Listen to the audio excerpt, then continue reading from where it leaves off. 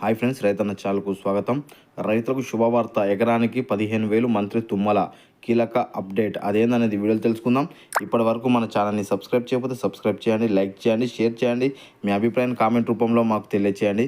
తెలంగాణలో కాంగ్రెస్ ప్రభుత్వం అనేక రైతు సంక్షేమ పథకాలు అమలు చేస్తుంది. ఇప్పటికే 2 లక్షల రైతు రుణమాఫీని అమలు చేసింది. 3 విడతల్లో దాదాపు 18,000 కోట్ల రైతు ఖాతాల్లోకి జమ చేశారు.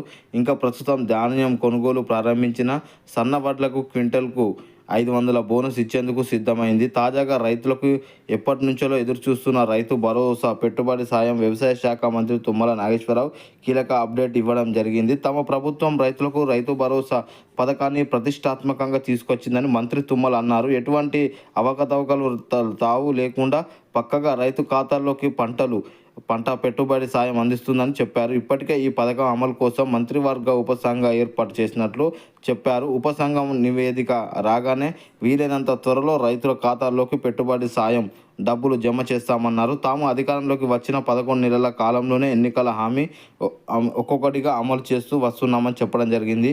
పంట పెట్టుబడి సాయం కింద ఎకరానికి 15,000 నగదు త్వరలోనే వారి బ్యాంక్ ఖాతాల్లో జమ చేస్తామన్నారు. నవంబర్ 14 నుంచి డిసెంబర్ 9 వరకు తెలంగాణ ప్రజా విజయోత్సవ కార్యక్రమాలు జరుపునట్లు మంత్రి తుమ్మల వెల్లడించారు. తమ పాలనకు ఏడాది పూర్తవుతున్న సందర్భంగా ఈ కార్యక్రమం నిర్వహించనున్నామన్నారు.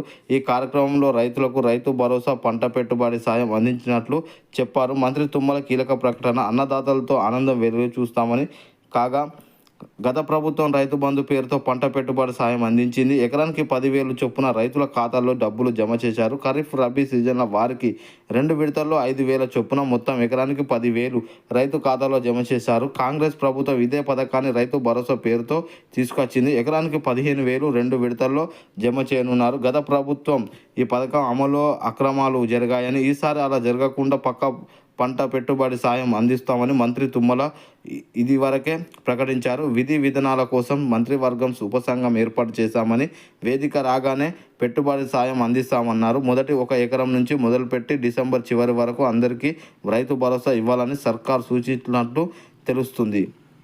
ఇప్పటి వరకు మన ఛానల్ని సబ్స్క్రైబ్ చేయకపోతే సబ్స్క్రైబ్ చేయండి, లైక్ చేయండి, షేర్ చేయండి. మీ అభిప్రాయాన్ని కామెంట్ రూపంలో మాకు తెలియచేయండి. జై జవాన్, జై కిసాన్, జై భారత్.